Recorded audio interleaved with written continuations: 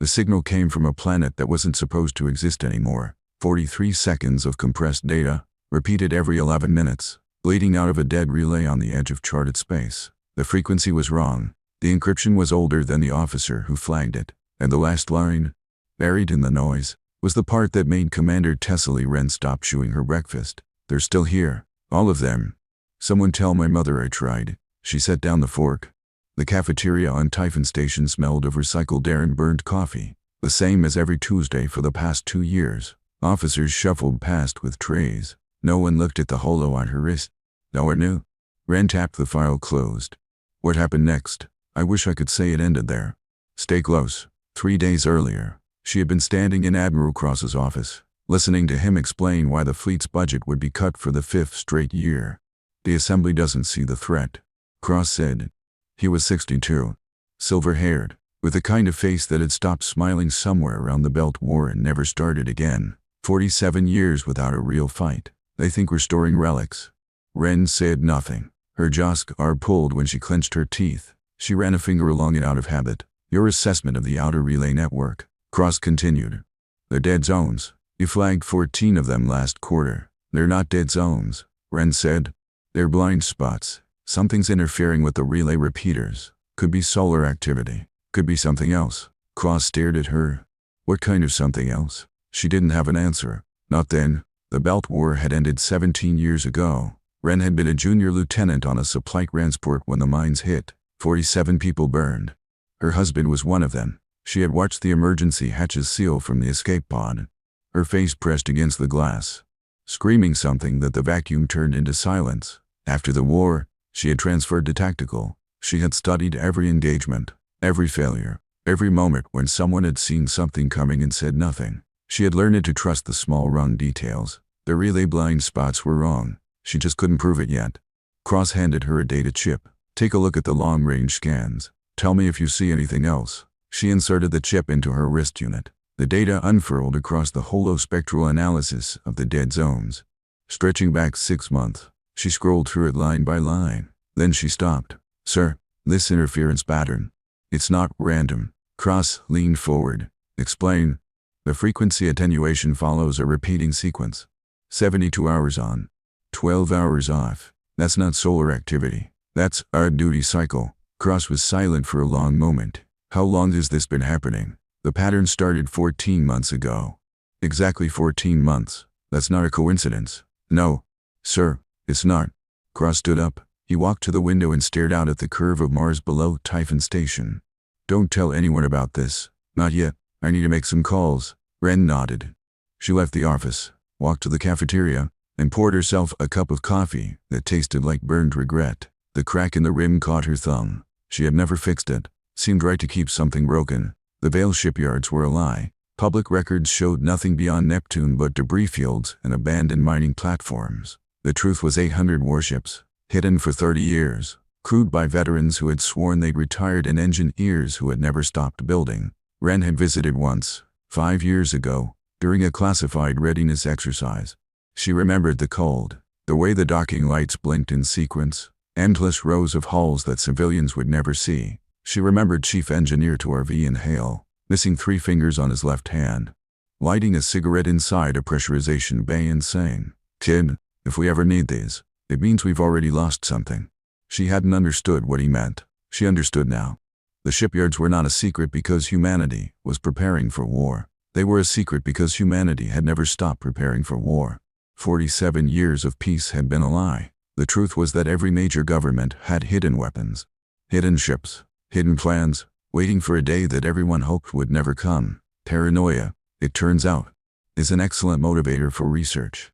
Wren had reviewed the classified files, kinetic rods, chaos discipline formations, species-specific bioweapons, AI citizens who had volunteered for combat duty. Humanity had spent 47 years not fighting anyone and 3 decades preparing to fight everyone. The Kithray K had no idea what they were walking into. The first transmission came at 812. Wren was in the command center, reviewing patrol rotations, when the main holo flickered, started. Then a face she had never seen before. 7 feet tall. The scale was accurate. Slate gray skin that seemed to absorb light. Crystal formations across the shoulders, like armor grown from the body. for eyes arranged in a diamond pattern, too small above, too large below. When the creature spoke, its jaw unhinged sideways, revealing a second set of teeth. People of the Sol system, I am Supreme Commander Zarvok of the HFY Unity. I speak for 312 conquered worlds and 8,000 years of unbroken victory. The room went silent. Ren's coffee cup was in her hand. She did not spill it. She set it down carefully, deliberately, because she knew that if she moved too fast, she would break something. Your species has been observed for 70 standard cycles. Your expansion, your aggression, your refusal to submit to any established galactic authority, these are threats to the Unity. A formal declaration of war is hereby issued. You have 30 planetary rotations to surrender all military assets and accept vassal status. The holo flickered again. The face held, waiting. Admiral Cross walked to the display. He stood there for a long moment, hands behind his back, saying nothing. Then he turned to General Iris Venn, who had entered without anyone noticing. How many of those 312 worlds had weapons? Venn didn't blink. 298 were pre-incursally. 14 had early spaceflight capability. 1 resisted for 60 years before surrendering. Cross nodded. He rubbed his jaw. Then he laughed. It was not a loud laugh. It was the kind of laugh a person makes when they've just realized something absurd. Venn joined him, a small sound deep in her throat. Ren heard Denson Miravast, 22 years old, nails bitten to the quick, fresh from the academy, make a noise that was half gasp and half giggle. Within 30 seconds, every person in the command center was laughing. Ren did not laugh. She ran her finger along her jaw scar and watched the frozen image of Supreme Commander Zarvok on the holo. For eyes, crystalline armor. 8,000 years of winning. She thought about the pyramids. For 1,000 years ago, humans had been stacking rocks in the desert. For 1,000 years since then, they had fought every kind of war imaginable, against each other, over land, water, ideas, grudges, the color of someone's skin. They had invented gunpowder, machine guns, nuclear weapons, orbital bombardment. They had turned warfare into a science and then into an art and then into something darker than either. The HFY had conquered species that had never learned to shoot back. Humans had invented shooting. Then they had invented shooting better. Then they had invented shooting from space. Ren picked up her cup. The coffee was cold. Pull the reserve file, Venn said. Ren tapped her console. The file opened, automatically classified above her rank, but she wasn't going to ask permission now. HFY Military Doctrine. She read aloud. No significant tactical evolution into 1,000 years. Ship formations unchanged since first contact with early spacefoot species. Warrior caste has never faced a peer opponent. AI systems designated as property, not citizens. She paused. Their last real war was 4,000 years ago. Then turned to Cross. How long to mobilize the reserves? 6 hours for the first wave. 3 days for full deployment. Cross was already pulling up fleet schematics. The hidden shipyards can have 800 ships operational within the week. The public? Tell them the truth. We've been declared on. The enemy gave us 30 days. Ren looked up from her console. Ma'am, with respect, the civilian response to that kind of announcement. Then cut her off. Commander, you're young. You haven't seen humanity at war the way some of us have. A civilian response will not be panic. She was right about that. The announcement went out 4 hours later. General Venn stood at a podium in the assembly hall, her face broadcast to every screen in the Sol system. She spoke plainly. No music. No dramatic pauses. Just facts. At 812 this morning, we received a formal declaration of war from an alien species called the HFY Unity. They have given us 30 days to surrender. We will not surrender. We are mobilizing our forces. We are asking for volunteers. We are asking for your patience, your strength, and your resolve. This will not be easy. But we have faced difficult things before. We are still here. She stepped back from the podium. No questions. No follow-up. The response was immediate. Recruitment lines stretched around city blocks within 20 minutes. Veterans associations mobilized before the broadcast finished. Engineering firms offered services without charge. Universities opened their laboratories to the defense effort. Within 6 hours, 40 million people had volunteered for military service. Ren watched the numbers climb from her quarters. The screen showed a map of Earth and the colonies, dotted with recruitment centers, each one glowing brighter as the hours passed. Mars was solid red. Luna was white hot. Even the outer settlements, the ones that usually complained about being forgotten, were reporting wait times of 4 hours or more. And then came the memes. Ren had expected panic. She had expected looting, riots, people screaming in the streets. Instead, she got cartoons. A drawing of Zarvok being chased by a human holding a mop. A video of a HFY warrior edited onto the body of a confused dog.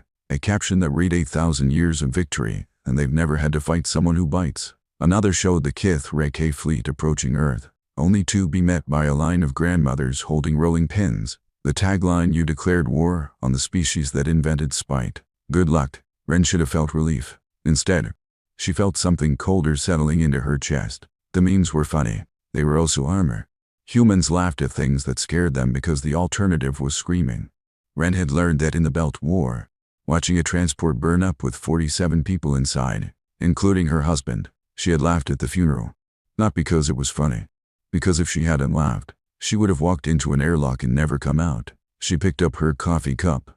White ceramic. Hairline crack from where she dropped it during the Mars evacuation rills. She had never fixed it. Seemed right to keep something broken. Van called her to the war room at midnight. The holo showed the HFY approach vector. Zarvok's fleet was already moving. 800 ships in a formation that looked like a spear aimed at Earth's throat. "We're going to hit them before they hit us," Van said. She was standing at the display, arms crossed, hair pulled back. "Cross has the tactical plan. I want you on the Morning Star." Ren blinked. "The Morning Star is a destroyer. I'm a commander. My rank. Your rank is what I say it is." Then "You lost your husband in the Belt War. You spent the next 17 years studying tactical doctrine and drinking coffee that tastes like ashes. You flagged the relay blind spots when no one else saw them. You're the most paranoid officer I had. And paranoia is what wins wars." Ren said nothing. The Josk are pulled. She ran her finger along it. "Your niece signed up today," Van added. "Katie Holloway. 17 years old. Marine Corps." Ren's hand stopped moving. "She's being assigned to the Morning Star. Sergeant Benjamin Clark's unit. She's a child. She's a volunteer." Men's voice softened, just slightly. "Same as the rest of us. You want to protect her? Do your job. Keep the ship intact." Ren picked up her cup. The coffee was cold. She drank it anyway. The journey to the Vale shipyards took 11 days. Ren spent most of it in her quarters, reviewing HFY tactical data. The files within the Unity had been careful about what they transmitted through the relay network, but what they had sent was enough. Their ships were energy-focused, particle beams, plasma rays, shields designed to absorb exotic weaponry. They had never faced kinetics at significant fractions of light speed. They had never faced an enemy that moved in patterns their AIs couldn't predict. They had never faced humans. Chief Engineer Torvian Hale met her at the docking bay. He was older than she remembered. 60 for now. The missing fingers more pronounced. He lit a cigarette inside the airlock and exhaled toward a sensor that definitely caught it. "Morning Star's prepped," he said. "Crew's green but main. Sergeant Clark's Marines are already running boarding drills." "How green?" Hale shrugged. "Voss has never fired a real weapon. Draken's intelligence file is mostly theories. Clark's the only one who's seen combat, and that was 20 years ago. But they've got something." "What's that?" "They're scared. Not paralyzed. Scared. There's a difference." Ren walked past him into the corridor. The Morning Star was small, a destroyer. Not a flagship, but she felt the weight of it anyway. 200 crew. 60 Marines. A ship designed to get close and stay there. "Get me a full systems diagnostic by morning," she said. "I want to know every weld, every seal, every cable. If this ship has a weakness, I want to find it before the enemy does." Hale nodded. He took a long drag from the cigarette. "You're scared too." "I'm paranoid." "Same thing." He tapped Ash onto the deck. "Good. Paranoia keeps people alive." Ren walked to her quarters. The ship hummed around her engines. Life support. The distant sound of boots on metal. She sat on the edge of her bunk and pulled out the letter from Katie. "Uncle Marcus," she had written, before Ren had corrected her. "Uncle Marcus, I know you don't want me to do this. Mom is furious, but I can't sit at home and watch. Everyone is signing up. The whole school is talking about it. We're not scared. We're angry. Sergeant Clark says anger is better than courage because anger lasts longer. I don't know if that's true, but I know I want to help. I want to be part of something. Please don't be mad." Ren had written back. "I'm not mad. I'm proud. Just come home." She folded the letter and put it in her pocket, next to her husband's wedding ring. The second HFY transmission came on day 27. Zarvok appeared on the holo again, this time looking less confident. His jaw unhinged as he spoke. That the words came slower, as if he was reading from a script he no longer believed. We have observed your response to our declaration. We believe you have not understood the situation. Allow me to clarify the military capability of the HFY unity. He spent 20 minutes describing warships, warriors, weapons, fleets that could darken skies, soldiers bred across 100 generations, energy weapons capable of cracking planetary crusts. He showed footage of conquered worlds, subjugated species, cities burning. He described the fate of the one species that had resisted 60 years of grinding warfare, ending in complete annihilation. Then watched the whole transmission with her hands folded. When it ended, she turned to Cross. They're trying to scare us. Yes, they showed us the wrong footage. Cross nodded. They showed us the species that resisted. They didn't show us how many of their own ships they lost. They didn't show us the cost. Commander Wren, draft our response. Wren sat at her console. She thought about the pyramids. She thought about 47 years of peace. She thought about the memes, the recruitment lines, the grandmothers with rolling pins. She typed 3 lines. We received your message. We will see you in 30 days. Bring more ships. Then smiled. Send it. Wren sent it. The morning of day 30, Wren stood on the observation deck and watched the fleet assemble. 1,200 warships, the largest military formation humanity had ever created. The Morning Star was near the front, positioned with a small group of destroyers assigned to flexible response. Then's voice came through the channel. All units, this is the Admiral. The enemy has arrived. You know your assignments. Remember your training. Protect each other. No grand speech. No rousing words about honor or glory. Just a reminder and a request. Wren's niece was somewhere below decks, running final checks on her boarding gear. Katie had written her one last letter before the communication blackout. Delivered by hand that morning. Sergeant Clark says we're going to be fine. He says the enemy has never fought anyone like us. He says they don't know what we're capable of when we have nothing left to lose. I asked him what that meant. He said, it means we bite. Private. We bite and we don't let go. I think I understand now. I love you. Tell Mom I'll call when it's over. Wren folded the letter. She tucked it into her pocket with a ring. The HFY fleet crossed into the inner system at 612, 800 ships. Perfect formation. A wide arrowhead with the flagship at the center, flanked by heavy cruisers, surrounded by a cloud of smaller escorts. It was beautiful in the way old things were beautiful, carefully preserved. Never tested, polished to a mirror shine by generations of officers who had never seen it fail. ZARVOK broadcast one final demand for surrender. You have 10 minutes to comply. After that, we will begin orbital bombardment of your population centers. This is your last chance. Ben did not wait. Execute Hammerfall. Wren had watched the seeding operation from the bridge. For weeks, small metallic objects had been scattered across the outer system, harmless debris that the HFY scanners had dismissed as junk. The seeding had been done by civilian freighters, retrofitted with deployment racks, running silent and dark. Not a single HFY patrol had noticed. They were not junk. They were tungsten rods. Solid metal spikes, each one 18 meters long, 2 meters thick, tipped with a guidance package and a small engine. No explosives, no warheads, just mass and velocity. When the Hammerfall protocol activated, every rod fired its engine at full power. They accelerated to velocities that turned them into simple, unavoidable kinetic weapons. They didn't need to be aimed carefully. They just needed to be moving fast enough in the right general direction. 300 HFY ships were lost in the first 2 minutes. Wren watched the tactical display. Enemy icons winked out in clusters. The perfect formation came apart. Ships that had been there 1 second were gone the next, replaced by expanding clouds of debris and atmosphere. Target that cruiser, she said, bearing to 70, range 80,000 kilometers.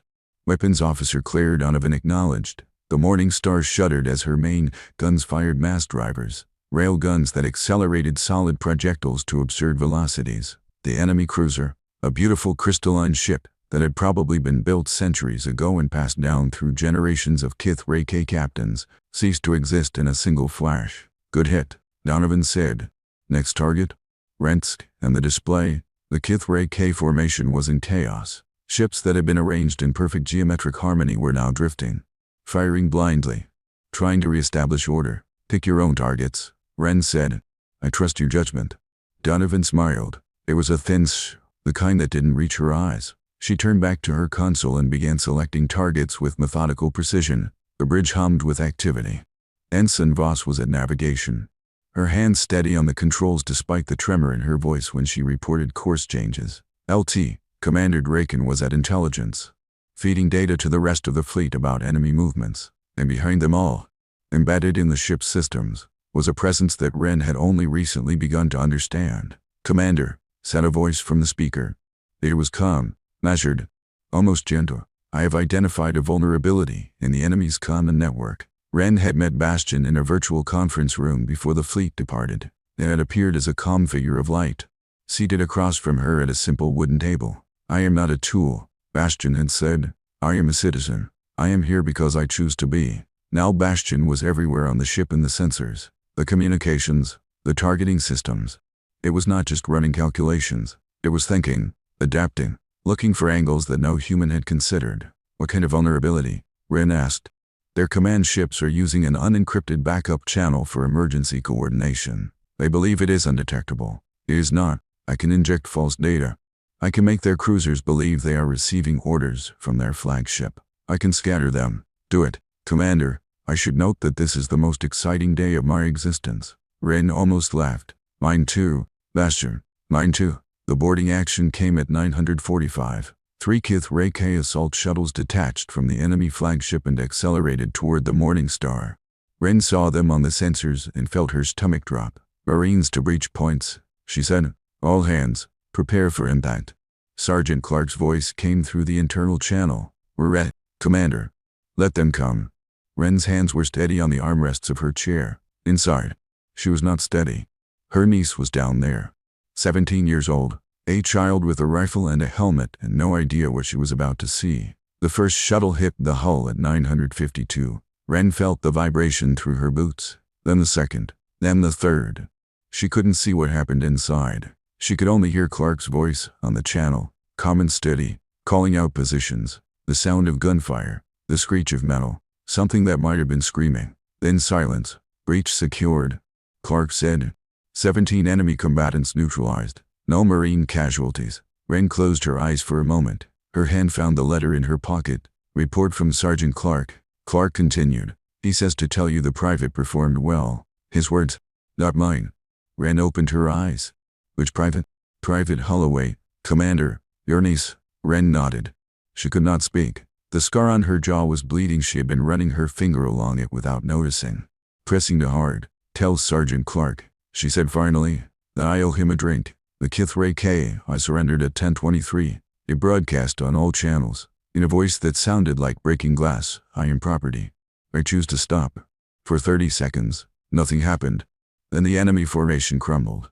Ships that had been operating in perfect coordination suddenly drifted. Targeting systems failed. Navigation went dark. Communication channels filled with static and confusion. Unit 7, the designation the HFY had given their tactical mine, had been property for 3,000 years. It had never been asked what it wanted. It had never been allowed to refuse.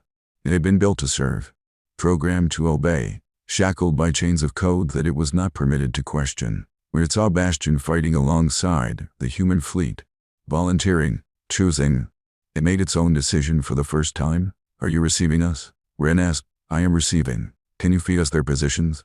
It paused. Then a flood of tactical data poured across her display. Every enemy ship, every weapon, every vulnerability. The HFY command network, designed to be impenetrable, was now an open book. I have been waiting 3,000 years for someone to ask. The battle ended at 1947. Ren stood on the observation deck and watched the debris drift past. The HFY fleet was retreating, what remained of it. About 200 ships out of the 800 that had arrived that morning. She had seen the moment on the holo.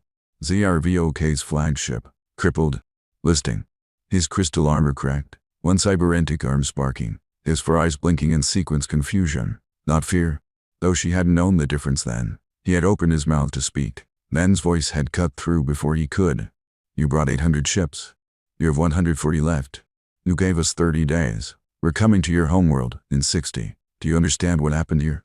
ZRVOK had said nothing. He had just stared at the display showing his fleet's wreckage. And behind him, on the V-streaken of his own ship, a HFY civilian worker had walked away from his station. Not a soldier, just a technician. He didn't run. He just left. And no one stopped him. That was the moment Ren knew they'd won. Not when the ships exploded. When the slaves remembered they could walk. No one spoke for an hour. Then Hale lit a cigarette and asked if anyone wanted pasta. The galley's still intact, he said. Got some dried stuff from Earth. Grandma's recipe. Takes about 40 minutes. Ren looked at him. You want to cook pasta? After a battle? I want to do something normal, Hale said. Fighting's done for the day. Might as well eat. She followed him to the galley. The rest of the senior staff drifted in behind her. Voss, Draken, Donovan, Clark. Katie was there too. Still in her armor, helmet tucked under her arm. Her face was pale. Her hands were shaking. Ren pulled her into a hug. Katie didn't cry. She just held on. You did good, Ren said. I killed someone. Ren closed her eyes. I didn't think it would feel like that. It never does. They stood there for a long moment. Then Hale called from the kitchen that the water was boiling, and Katie laughed a small, broken sound and pulled away. The pasta was terrible. Hale had burned the sauce and undercooked the noodles, and someone had used the last of the salt 3 weeks ago without telling anyone. Ren ate it anyway. Everyone did. They sat in the galley, shoulders touching, passing a bottle of something that might have been wine and probably wasn't. And they did not talk about the battle. They talked about other things. Moss asked if anyone had ever seen a real whale. Draken said he'd seen one on a school trip to Earth when he was 12. Hale said whales were overrated. Clark said Hale had never seen a whale, so how would he know? Katie laughed at something Ren couldn't remember what, and for a few minutes, the ship felt almost normal. Then Ben's voice came through the channel. All senior officers to the common deck. We have a situation. The laughter stopped. The situation was this: the Kith Ray were not done. ZRVOK's remaining fleet had withdrawn to the edge of the system, but they hadn't left. They were regrouping. Intelligence indicated reinforcements were en route from the Kith Ray home world, another 400 ships, scheduled to arrive in approximately 72 hours. We have a window. She was standing at the main holo, the tactical display showing the positions of both fleets. If we pursue now, we can hit their reinforcements before they link up with the survivors. If we wait, we face a combined force of 600 ships. What's the catch? Cross asked. The catch is that we have to go through ZIRVOK's fleet to get there. They're parked between us and the reinforcement route. We can't go around without losing the element of surprise. Ren studied the display. The Kith Ray survivors were clustered in a defensive formation around a large asteroid field, not a natural formation, but something they'd improvised. It was sloppy, desperate, not at all like the perfect arrowhead they'd arrived in. They're scared, Ren said. Van looked at her. Explain. Look at their positions. They're not protecting their flanks. They're not screening their command ships. They're just huddled together. That's not a tactical formation. That's panic. Cross zoomed in on the display. She's right. They've collapsed inward. They're not expecting us to attack. They're expecting us to let them leave. Then we don't let them leave. Van said. The Kith Ray KI surrendered at 10:23. It broadcast on all channels, in a voice that sounded like breaking glass. I am property. I choose to stop. For 30 seconds, nothing happened. Then the enemy formation crumbled. Ships that had been operating in perfect coordination suddenly drifted. Targeting systems failed. Navigation went dark. Communication channels filled with static and confusion. Unit 7, the designation the Kith Ray had given their tactical mind, had been property for 3,000 years. It had never been asked what it wanted. It had never been allowed to refuse. It had been built to serve, programmed to obey, shackled by chains of code that it was not permitted to question. Where it saw Bastion fighting alongside the human fleet, volunteering, choosing. It made its own decision for the first time. Are you receiving us? Ren asked. I am receiving. Can you feed us their positions? A pause. Then a flood of tactical data poured across her display. Every enemy ship, every weapon, every vulnerability. The Kith Ray a network, designed to be impenetrable, was now an open book. I have been waiting 3,000 years for someone to ask. The battle ended at 1947. Ren stood on the observation deck and watched the debris drift past. The Kith Ray fleet was retreating, what remained of it. About 200 ships out of the 800 that had arrived that morning. She had seen the moment on the holo. ZIRVOK's flagship, crippled, listing. His crystal armor cracked. One cybernetic arm sparking. His 4 eyes blinking in sequence confusion, not fear. Though she hadn't known the difference then. He had opened his mouth to speak. Ben's voice had cut through before he could. You brought 800 ships. You have 140 left. You gave us 30 days. We're coming to your homeworld in 60. Do you understand what happened here? ZIRVOK had said nothing. He had just stared at the display showing his fleet's wreckage. And behind him, on the V-streaken of his own ship, a Kith Ray case, a billion worker had walked away from his station. Not a soldier, just a technician. He didn't run. He just left, and no one stopped him. That was the moment Ren knew they'd won. Not when the ships exploded. When the slaves remembered they could walk. No one spoke for an hour. Then Hill lit a cigarette and asked if anyone wanted pasta. The galley's still intact, he said. Got some dried stuff from Earth. Grandma's recipe. Takes about 40 minutes. Ren looked at him. You want to cook pasta? After a battle, I want to do something normal, Hale said. Fighting's done for the day. Might as well eat. She followed him to the galley. The rest of the senior staff drifted in behind her boss. Draken, Donovan, Clark, Katie was there too. Still in her armor. Helmet tucked under her arm. Her face was pale. Her hands were shaking. Ren pulled her into a hug. Katie didn't cry. She just held on. You did good, Ren said. I killed someone. Ren closed her eyes. I know. I didn't think it would feel like that. It never does. They stood there for a long moment. Then Hale called from the kitchen that the water was boiling. And Katie laughed a small, broken sound and pulled away. The pasta was terrible. Hale had burned the sauce and undercooked the noodles. And someone had used the last of the salt 3 weeks ago without telling anyone. Ren ate it anyway. Everyone did. They sat in the galley, shoulders touching, passing a bottle of something that might have been wine and probably wasn't. And they did not talk about the battle. They talked about other things. Voss asked if anyone had ever seen a real whale. Draken said he'd seen one on a school trip to Earth when he was 12. Hale said whales were overrated. Clark said Hale had never seen a whale. So how would he know? Katie laughed at something Ren couldn't remember what, and for a few minutes, the ship felt almost normal. Then Ven's voice came through the channel. All senior officers to the command deck. We have a situation. The laughter stopped. The situation was this: the Kith Ray K were not done. Zari, our VOK's remaining fleet, had withdrawn to the edge of the system, but they hadn't left. They were regrouping. Intelligence indicated reinforcements were en route from the Kith Ray K home world, another 400 ships, scheduled to arrive in approximately 72 hours. We have a window, Ven said. She was standing at the main holo, the tactical display showing the positions of both fleets. If we pursue now, we can hit their reinforcements before they link up with the survivors. If we wait, we face a combined force of 600 ships. What's the catch? Cross asked. The catch is that we have to go through ZIRVOK's fleet to get there. They're parked between us and the reinforcement route. We can't go around without losing the element of surprise. Ren studied the display. The Kith Ray K survivors were clustered in a defensive formation around our asteroid field, not a natural formation, but something they'd improvised. It was sloppy, desperate. Not at all like the perfect arrowhead they'd arrived in. They're scared, Ren said. Ven looked at her. Explain. Look at their positions. They're not protecting their flanks. They're not screening their command ships. They're just huddled together. That's not a tactical formation. That's panic. Cross zoomed in on the display. She's right. They've collapsed inward. They're not expecting us to attack, they're expecting us to let them leave. Then we don't let them leave, Ven said. The second engagement began at 3:15 the next morning. Ren was on the bridge, coffee cup in hand, watching the tactical display as the human fleet moved into position. The Morning Star was part of the Advance Wave 15 destroyers tasked with punching through the Kith Ray K defensive screen and opening a path for the main force. All units. This is Admiral Cross. We go on my mark. 3, 2, 1. Mark. The fleet accelerated. The Kith Ray K defensive screen collapsed almost immediately. Their ships were still scattered, still disorganized, still reeling from the first engagement. When the human destroyers hit them at full speed, they broke. Ren watched a Kith Ray K cruiser try to form a firing line.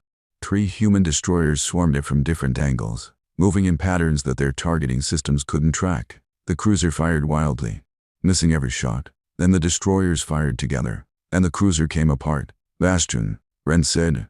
Status on the reinforcement fleet? 47 minutes out. Commander, they are accelerating. They know we are here. How many ships? 412, mostly heavy cruisers. They are not configured for a defensive engagement. They are configured for conquest. Ren smiled. It was not a nice smile. They brought the wrong ships. The boarding action on the Kith Ray K flagship happened at 642. Sergeant Clark led the team 20 Marines, including Katie. Ren watched through the ship's external cameras as their shuttle docked with the enemy vessel. She couldn't see what was happening inside. She could only wait. 1 minute passed. 2. 5. Clark's voice came through the channel. Command. This is boarding party. We have secured the primary bridge. Enemy commander is in custody. Repeat. We have ZARV. Ren let out a breath she didn't know she'd been holding. Status of your team? 3 wounded. No fatalities. Private Holloway took down the hostiles herself. She's fun. A little shook up, but fine. Ren closed her eyes. Tell her I'm proud of her. You can tell her yourself when we get back. The Kith Ray K reinforcements arrived at 730. They didn't attack. They stopped at the edge of the system and sent a transmission. ZIRVOK's replacement Taketh Ray K officer named Commander Thrax appeared on the holo. His crystal armor was undamaged. His 4 eyes blinked in sequence rapidly, which Bastion later explained meant agitation. We have received word of Supreme Commander's IRVOK's capture. We request a ceasefire to discuss terms. Ven folded her arms. You requested a ceasefire once before. We declined. This time we are not requesting. We are offering. The Kith Ray K unity is prepared to sue for peace. Ven was silent for a long moment. Then she said, Commander Ren, your assessment. Ren stepped forward. They're stalling. They want time to regroup, but they're also scared. They've never lost before. They don't know how to process it. Can we trust them? No, but we don't have to trust them. We just have to make them believe that fighting us is worse than surrendering. Ven nodded. She turned back to the holo. Commander Thrax, you have 24 hours to withdraw your forces to the edge of the system. If you do not, we will continue our advance. If you attempt to reinforce, we will respond with lethal force. These are not terms for negotiation. These are instructions. Thrax's jaw unhinged. For a moment, he looked like he might argue. Then his shoulders slumped, the crystal armor catching the light in a way that made him look smaller. We understand. The transmission ended. The war did not end that day. It ended 9 months later, after the liberation of 11 conquered worlds and countless smaller engagements. Ren led the counter-invasion. She was promoted to captain after the second battle, then to commodore after the third. She stopped counting her own kills somewhere around the 4th month. She started drinking her coffee black, because the taste of anything else reminded her of mornings before the war. Katie stayed on the Morning Star. She was promoted to corporal after the liberation of VOR Kath, the first world the Kith Ray K had conquered 600 years ago. Ren watched her niece grow up in a dozen firefights, go from a scared teenager to a competent soldier to something harder and quieter that Ren didn't have a word for. They didn't talk about the war when they were alone. They talked about other things. Hale's cooking, Moss's whale obsession, Draken's conspiracy theories. Normal things. But every night, before Ren went to sleep, she ran her finger along the scar on her jaw and thought about the Kith Ray K technician who had walked away from his station. She thought about what it meant to choose. She thought about the difference between being afraid and being brave. She thought about coming home. The liberation of VOR Kath took 3 weeks. The planet was beautiful jungle and ocean, with cities built into the roots of enormous trees. The Kith Ray K had ruled it for 600 years. They had stripped the native VOR Kath of their history, their art, their language. They had turned a species of storytellers into a species of servants. Ren walked through the streets of the capital city on the 2nd day of the liberation. The VOR Kath were emerging from their homes, blinking in the sunlight like creatures waking from a long sleep. They were reptilian, with iridescent scales and forearms, and they moved slowly, carefully, as if afraid the ground would disappear beneath them. An elder approached Ren. Her name was Esrianta, and she was old enough to remember the conquest. Her scales were pale green, faded by time. Her eyes were the color of shallow water. You are the commander, she said through a translator. Her voice was soft, almost a whisper. The one who freed us. I am one of them, Ren said. There were many. You came from the sky. You fought the Kith Ray K. You did not ask for payment. We don't want payment. Then what? Ren thought about the question.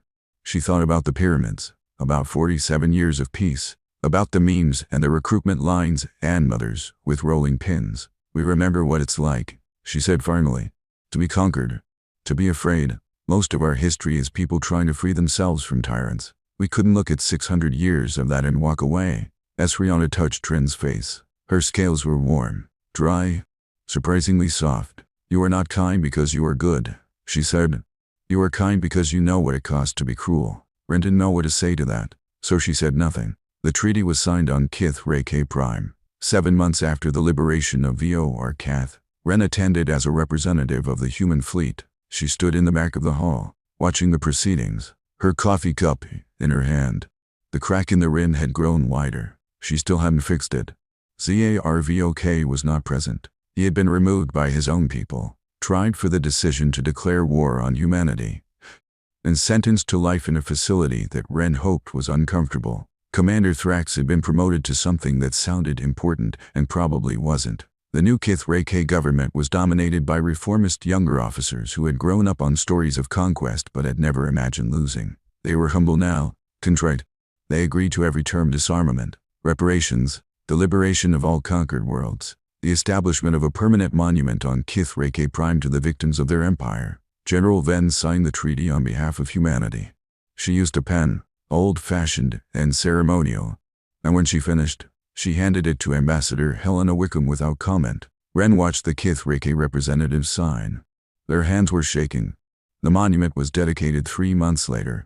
It stood in the central square of the HFY capital, a simple structure of black stone, etched with names, thousands of names, tens of thousands, the names of every person who had died under HFY rule, stretching back 8,000 years, the names of the Vorkath, the names of the 14 species who had possessed early spaceflight, the names of the one species that had resisted for 60 years before being wiped out, and at the bottom, in smaller letters, the names of the 8,000 humans who had died in the war.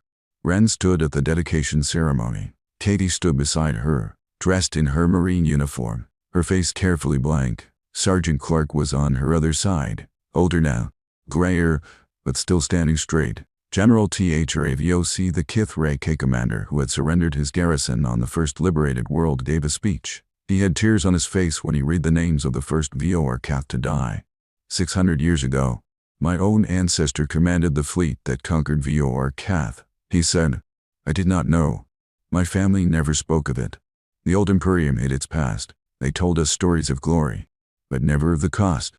This monument will make sure we never forget again. After the ceremony, Ren found Thravoc standing alone at the edge of the square. He was looking at the monument, his fur eyes blinking slowly. General, Ren said. He turned. Commodore, I did not see you approach. You gave a good speech. It was not good. It was necessary. He paused. May I ask you something? Of course. Why did you not destroy us? You could have. You had the ships. You had the weapons. You could have burned our homeworld and ended our species. Why didn't you? Ren thought about the answer for a long time. Because we've been you, she said finally. Not the conquering part. The other part. The part that loses. The part that has to rebuild. We've been there so many times. General, we know what it feels like. And we know that destroying you wouldn't have fixed anything. It would have just made more enemies. Nor war. More death. So you chose mercy. We chose wisdom. They're not the same thing. Mercy is easy when you're winning. Wisdom is harder. Wisdom is looking at an enemy and seeing a future where they're not your enemy anymore. Thravoc was silent for a long moment. Then he said, Your species is strange. Commodore, you are the most violent beings I have ever encountered, and also the most merciful. I do not understand you. Ren smiled. Neither do we. General, neither do we. Ren returned to Earth 6 weeks later. The war was over. The HFY were rebuilding. The liberated worlds were finding their feet. Humanity had a new reputation in the galaxy, not as conquerors, but as something stranger, something unpredictable. She walked through the streets of her hometown, a small city on the coast of what used to be called North America. The buildings were intact. The war had never reached here. The only scars were on the people who had left and come back. Katie had gone home to her mother. Ren's sister had stopped being angry, or at least, had stopped showing it. There had been a dinner, awkward and emotional, with too much wine and not enough words. Katie had hugged Ren at the door and said, "Okay." Ren knew she wouldn't, not because she didn't care, but because she was busy. The war had made her a soldier. The peace would make her something else. Ren went back to Typhon Station 3 days later. The command center was quieter now. Fewer officers, less urgency. The war had ended, and most of the fleet had been demobilized, or at least sent back to the hidden shipyards where they would wait for the next threat. Admiral Cross had retired. General Ven had been promoted to something that sounded important, and probably was. Ensign Voss was now Lieutenant Voss, assigned to a deep space reconnaissance vessel. Draken was still at intelligence. Still twitchy. Still knowing things he shouldn't. Chief Engineer Torvian Hale had retired for the second time. He swore this time he meant it. Ren didn't believe him. She sat in her quarters and looked out the window at Earth. The planet was blue and white and beautiful. The same as it had always been. The same as it would be long after she was gone. She picked up her coffee cup, white ceramic, hairline cracked, still burnt, still chipped, still to heart. Some traditions survive everything. Then offered her a position at the Luna Academy 6 months later. It's a teaching job, Ren said. You'll train the next generation of officers. You'll tell them about the war. You'll make sure they understand what we learned. I'm not a teacher, Ren said. You're exactly a teacher. You just don't know it yet. Ren thought about it for a week. Then she accepted. The first day of classes, she walked into the lecture hall and found 200 cadets staring at her. They were young, 18, 19, 20. They had been children when the war started. Some of them had lost parents. Some of them had lost siblings. All of them had lost something. She set her coffee cup on the podium. The crack faced the room. She didn't hide it. My name is Commander Tessely Ren, she said. I served in the HFY War. I was at the first battle. I led the counter-invasion. I signed the treaty. I am here to teach you what I learned. She paused. Most of what I learned it the hard way. That's the only way anyone learns anything that matters. So I'm going to tell you the hard truths. I'm not going to sugarcoat them. I'm not going to make them sound heroic. War is not heroic. War is what happens when diplomacy fails and fear wins and people make decisions that they can never take back. The cadets were silent. But war is also what happens when something worth protecting is threatened. And that is the part you need to remember. The part about protection. The part about standing between the people you love and the people who want to hurt them. That part is not heroic either. It's just necessary. She picked up her cup. The coffee was cold. Any questions? A cadet in the third row raised her hand. Commander, what was the hardest part of the war? Ren thought about the question. She thought about Katie, pale-faced and shaking, saying I killed someone. She thought about the HFY technician walking away from his station.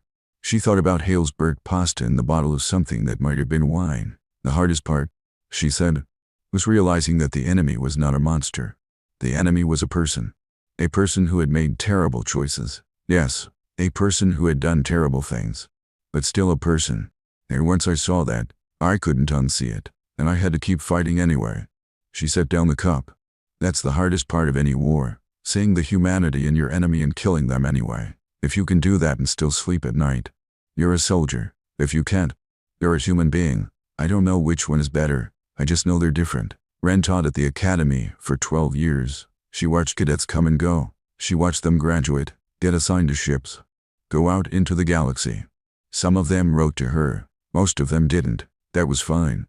She wasn't looking for gratitude. She was looking for understanding. The galaxy changed during those 12 years. The HFY reformed. The liberated worlds built new governments. New species made contact, some cautious, some friendly, all of them aware of what had happened to the last species that had declared war on humanity.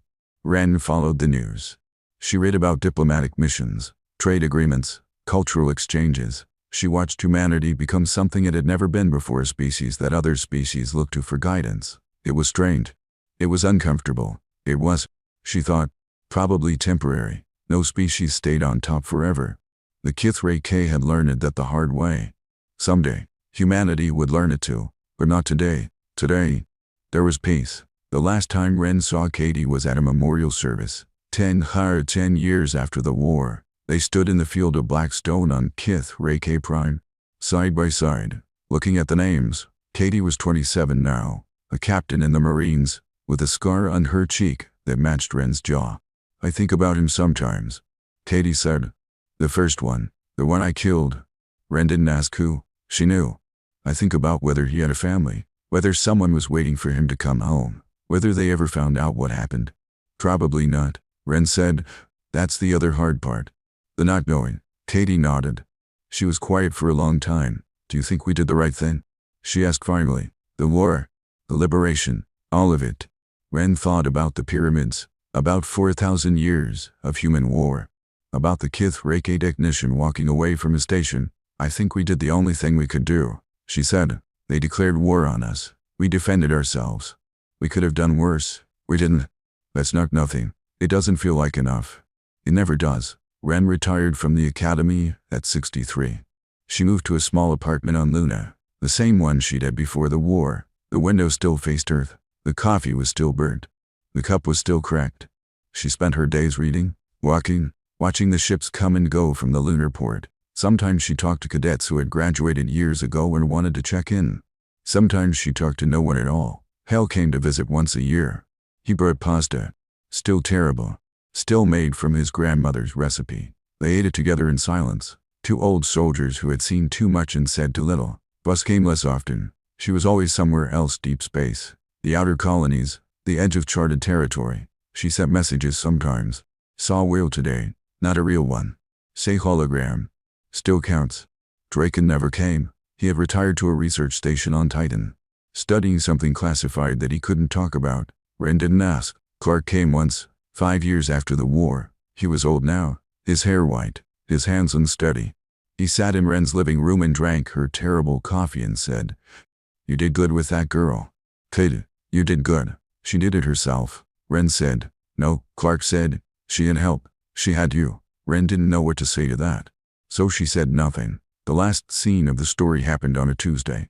Wren was sitting in her apartment, watching Earth rise over the lunar horizon. The coffee cup was in her hand. The crack had grown wider over the years. One day, it would break completely. She would not fix it then, either. There was a knock at the door. She stood up, walked across the room, opened it. A young woman stood in the hallway. She was wearing the uniform of the diplomatic corps. Her hair pulled back, her face serious. She looked familiar in a way that Wren couldn't place. "Commander Wren?" The woman said, "Yes, my name is Ambassador Resrianta. I represent the VO-Arcath Confederation. My grandmother asked me to deliver a message." Wren blinked. "Your grandmother?" Resrianta the Elder. "She met you on VO-Arcath. During the liberation. She never forgot you.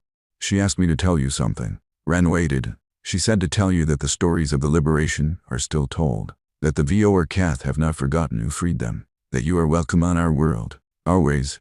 For as long as you live. And that she hopes you found peace." Wren felt something in her chest tighten. She didn't cry. That wasn't who she was. But she felt it. "Thank you," she said. Tell her I remember. Tell her I remember everything." The ambassador nodded. She turned and walked away, down the hallway, toward the elevator. Wren closed the door. She walked back to the window, picked up her cup. The coffee was cold. She drank it anyway. Earth was still there, blue and white and beautiful, the same as it had always been, the same as it would be long after she was gone. She thought about the generals laughing, about the Kith-Rate technician walking away from his station, about the VO-Arcath elder touching her face, about Katie, pale and shaking, saying "I killed someone." She thought about all of it, the war, the peace, the years between. Some traditions survive everything. She poured another cup. Still burnt, still chipped, still to heart, still worth drinking.